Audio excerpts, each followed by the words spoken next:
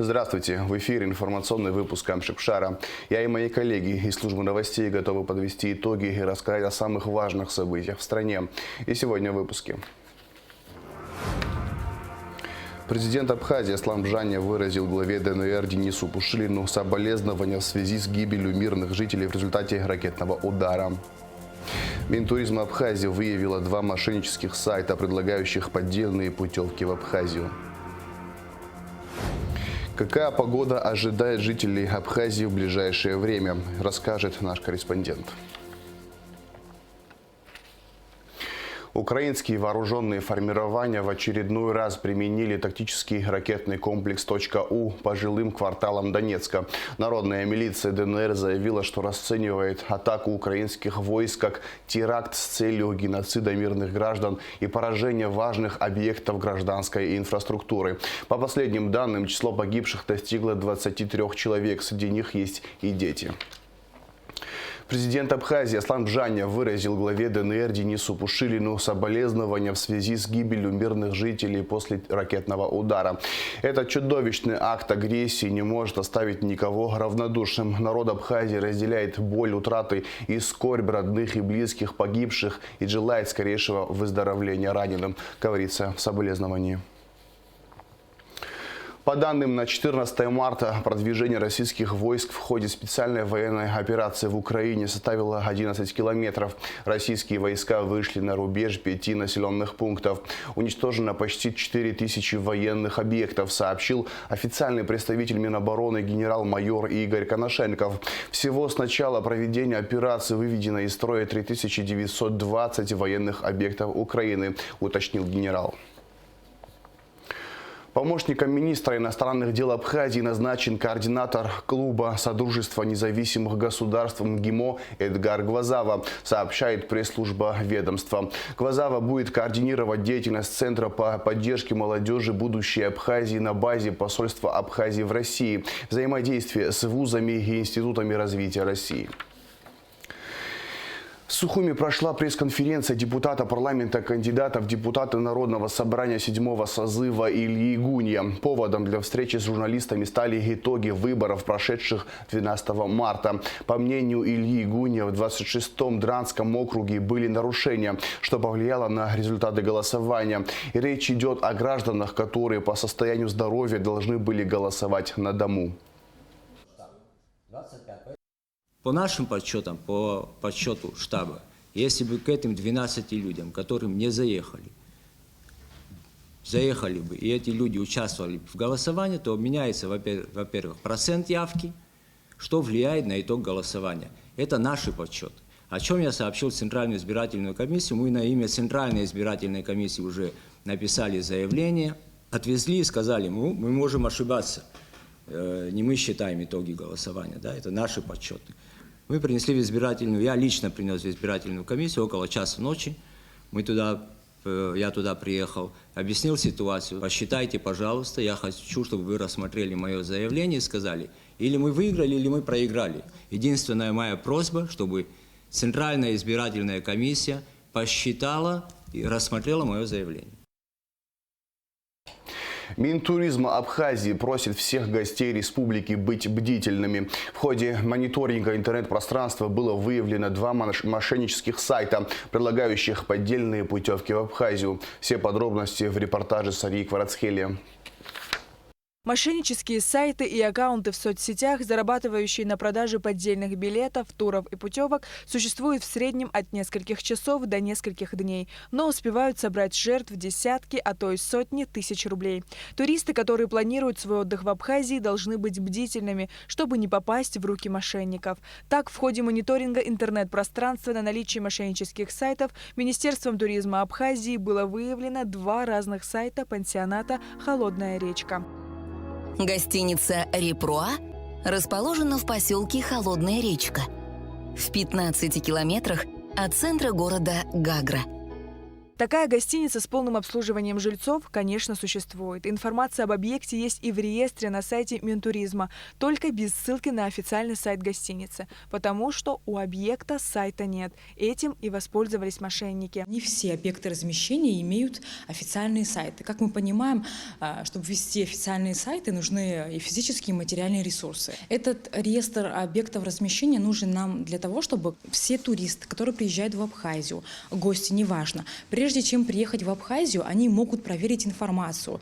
Если они хотят заранее забронировать тот или иной объект, они могут посмотреть, есть ли на сайте официальном в этом реестре этот объект. Если этого объекта нет, то есть на нашем официальном сайте горячая линия. По горячей линии они могут нам набрать, уточнить. Если говорить о пансионате «Холодная речка», к нам обратился изначально директор пансионата, что есть такие мошеннические сайты, которые представляют себя как официальный сайт этого пансионата.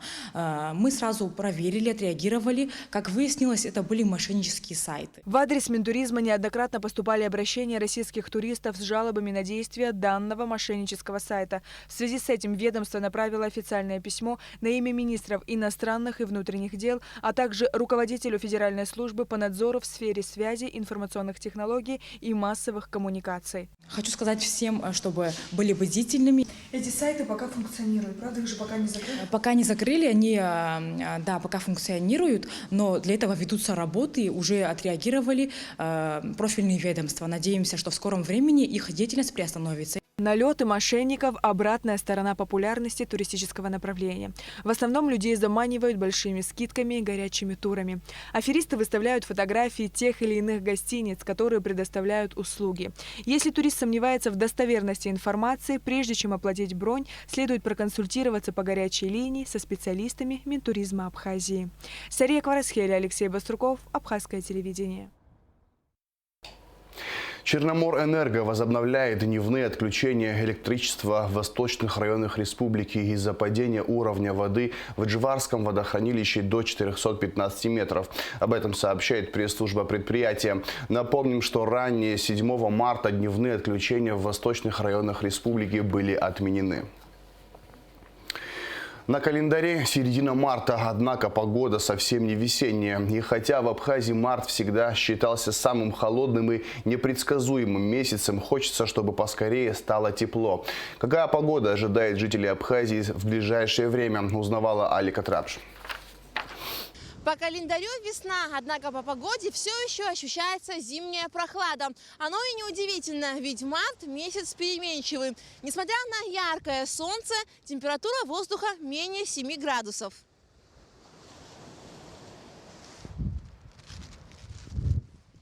Март считается одним из самых холодных весенних месяцев, а в этом году он удивил и снежными осадками. Буквально несколько дней назад в горной и предгорной частях республики выпал снег, а в прибрежной части дождь со снегом. По словам метеорологов, это следствие того, что и зима в текущем году была холодной, что не свойственно для прибрежной приморской зоны. До 20 марта ожидать солнечных дней более чем на 2-3 дня не стоит. Всему виной приходящие холодные циклоны, говорят специалисты. Поменяется погода буквально быстро, и в частности в пятницу, в субботу мы ожидаем очень холодные дни, в частности с выпадением мокрого снега, местами и снега.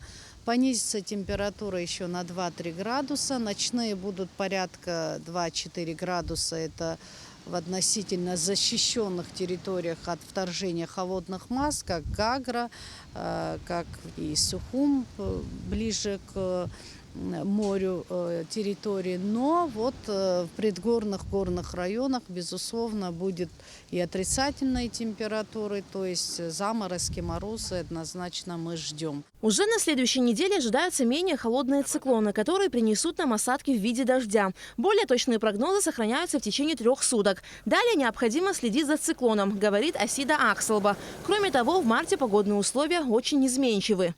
После 20-х чисел, по крайней мере, по предварительным нашим прогнозам мы ожидаем, но опять-таки не более недели, вот дальше опять будет меняться погода. Очень неустойчивые погодные условия, связанные и с ветрами, которые дуют днем с моря, а ночью с гор, и поэтому ночные температуры, они очень дискомфортны, особенно для прогулок. Вот те, кто ходят прогуляться на берегу, это очень дискомфортные температурные условия. Повышение температуры воздуха ожидается только в апреле, и то после 20-х чисел. Как говорят специалисты, весна в этом году будет отличаться от предыдущих годов тем, что будет резкий переход от холода к теплу. А вот какой будет погода летом, зависит от зимы. Как отмечает Асида Ахсалба, больших периодов засухи этим летом не ожидается.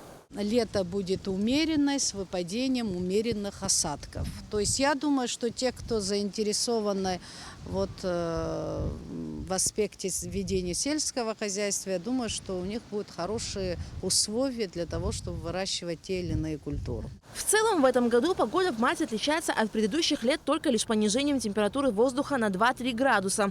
В ближайшие дни в прибрежной части ожидается понижение температуры до 0 градусов, а в горных частях до -2, -3. Алика Трапш, Тимур Гогохи, Абхазское телевидение.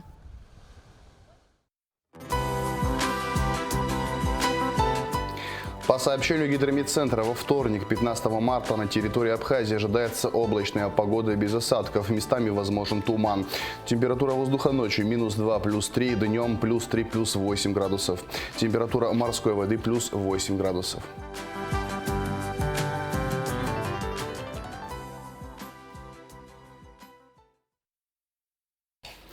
На этом информационный выпуск Амшевшара подошел к концу. Всего хорошего. До свидания.